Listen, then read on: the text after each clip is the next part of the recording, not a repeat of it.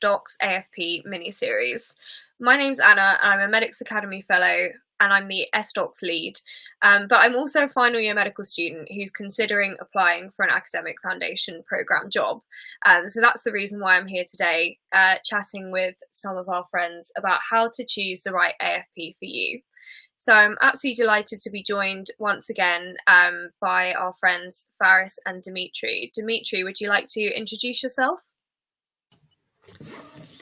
Hi everyone, my name is Medics.Academy.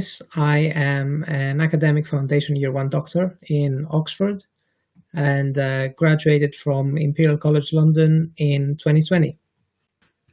That's lovely. Thank you so much for joining us today. And Faris, would you like to introduce yourself? Hello, my name is Faris Hussain. I'm one of the academic FY1 doctors currently working in Cardiff at the moment, and I'm currently doing paediatrics as my first rotation. Thank you so much for being with us this evening, both of you. So first of all, I'm just going to ask a question to Faris. So why did you choose your foundation programme?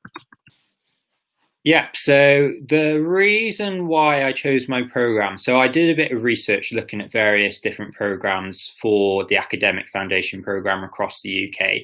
And I think what most struck me towards applying for a programme in Wales is, unlike the programmes in England, where you know your rotations for the first 2 years and you usually get an academic block, so a 4-month period where you get time to do a job within research, medical education or leadership.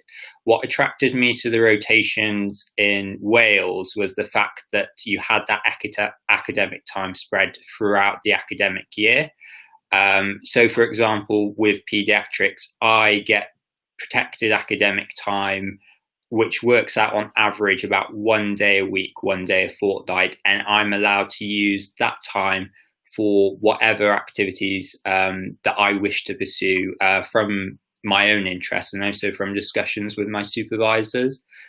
So I don't think when I was doing research into other programs in England, none of them really offered that. And I suppose the rotations that I'm doing this year, so that includes paediatrics, ICU and respiratory, all specialties which I was interested in.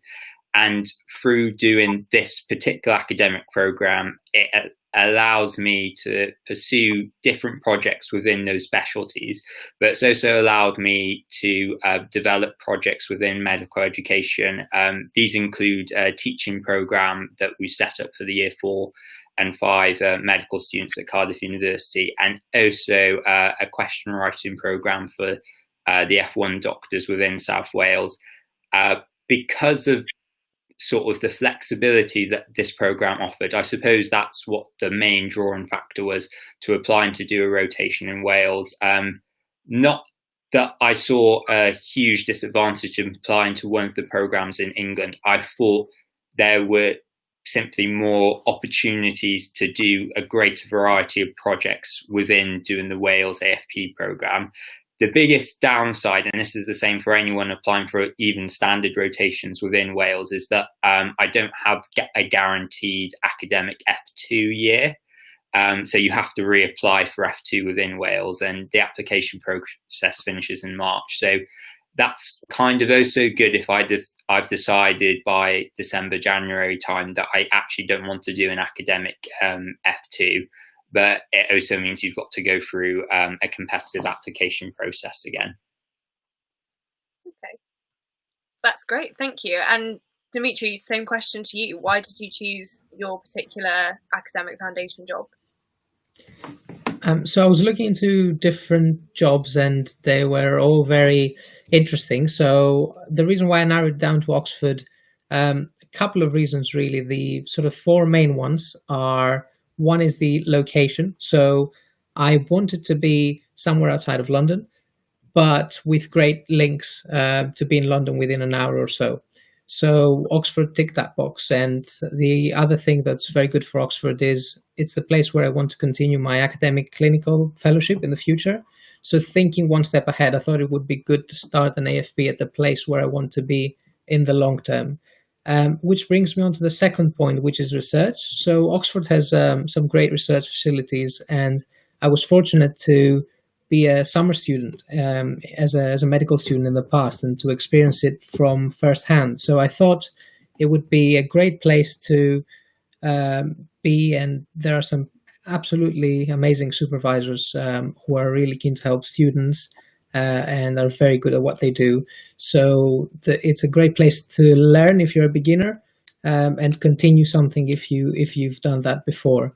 The third reason is that the Oxford academic program offers many fringe benefits to the AFP junior doctors.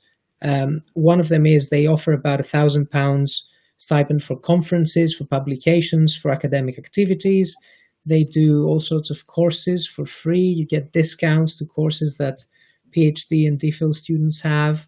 So you really feel supported. And then the final reason is some of the academic rotations, and fortunately enough, the one that I was offered as well, have quite a good work-life balance. So I'm currently on dermatology, and I have a day release a week. So the way that works is I've got 1 day for research and 4 days for dermatology. I've got that for another block next year in F2 during GP. I've got a day release in GP as well. And then at the end of my F2, I will have a block, my research block, instead of being a full-on 4 months research block, it's 4 days of week of research and 1 day a week of clinics, of trauma and orthopedics in this case. So it's a very good mix, and I feel like you probably don't get burnt out as soon, though I may regret saying this now. And Dimitri, so as I mentioned at the beginning, I am a final year medical student who may potentially want to apply for an academic foundation job. So where do I start in terms of, finding out all of this information that you've just given me about all of the different kind of deaneries? Where do I need to go to find that out? Yeah, so that's a challenge. That is a big challenge. Personally, I found the best resource is current F1s and people who have just been through the process. So through word of mouth, most of the time you find most information about a course and student feedback and whether it's good or not. So that's one way. The other way is you can try and join one of the many courses that are available for AFP. They mostly focus on the application process rather than probably what would be the best match for you. But again, they're another good one to consider. And also you can have a look at their websites. So some websites are old, some websites get renewed and every now and again. So this might be a good sign as to how much attention they give to the program and how much focus they give to their AFP. So maybe this is another important factor for you to consider as well. That's great. Thank you so much. And Faris, same question to you. How did you, go about starting doing the research to try and find where you wanted to be?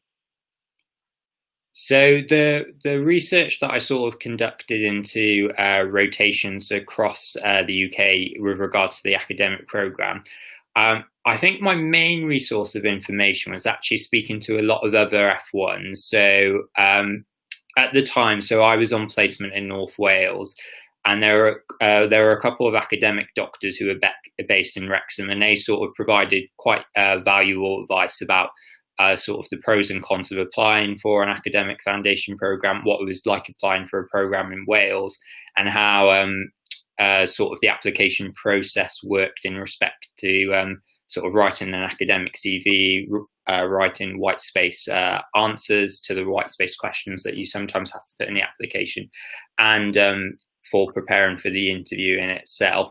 I also got in touch through mainly through from memory, it was like our sort of our university Facebook group, to see where the doctors who had previously graduated from Cardiff, who had done AFP, where they had gone across the UK, and just to ask them advice with respect to how they were finding their academic programs.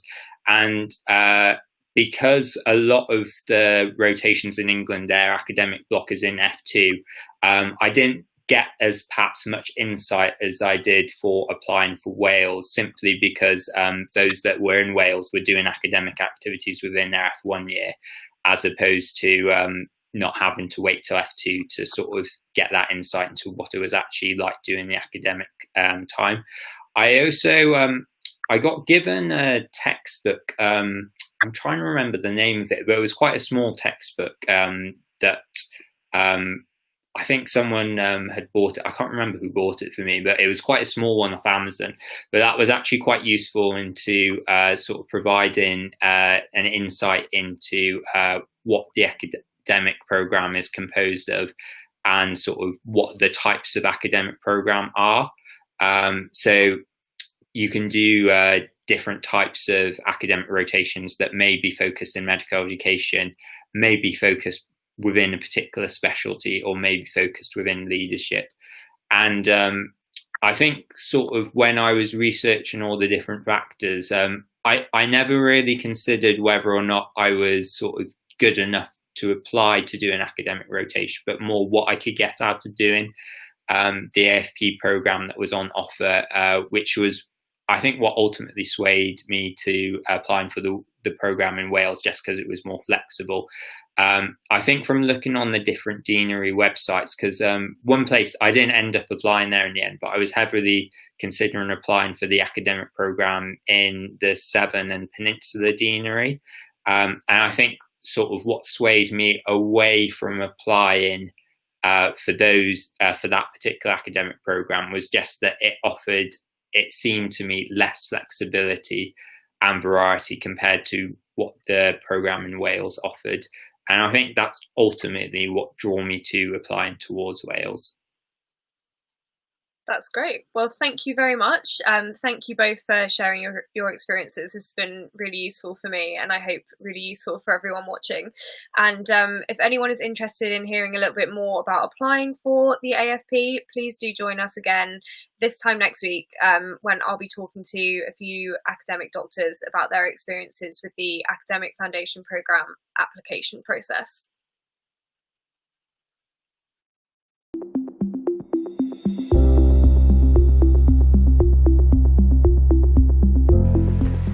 Hi, so my name's Zaid. I am an F1 in West London, and I just completed the Medics.Academy training in teaching day 3 course. I think it's structured in a really nice way with a lot of resources. You can permanently access. The course isn't over after 3 days. You've got a ton of online content that you can always revisit, and I think that is fantastic. I thought it was a great way to learn through having a full day at the start and then 2 later days of self-study. It really allowed for flexibility and allowed us to fully engage in the course. It also made me feel better prepared to deliver teaching remotely or digitally. It's really interactive. There's a lot of small group feedback session, exchanging ideas and learning people's perspective. After actually doing this course, I realised that teaching is more of a science, and it's really important to get clear feedback so that you can improve your teaching. This course also encouraged me to think thoroughly about what my audience actually wants from my teaching session, and also how I can keep them better engaged. Really great and fantastic to get such fantastic lectures from experts in the field throughout the 3 days. It was also interesting to learn from others taking part on the course, because we all have different levels of experience, so it was interesting to gain their perspective on things too. I learned not just about different style of teaching, I also learned about what is medical education, how to build a career in medical education. Overall, I learned a lot from the teaching course. I think it's a really well done course. I really enjoyed it. And I really found it very enjoyable. That's what I thought of the whole course, and I really enjoyed it, and I would recommend it to other people. So thank you for letting me participate.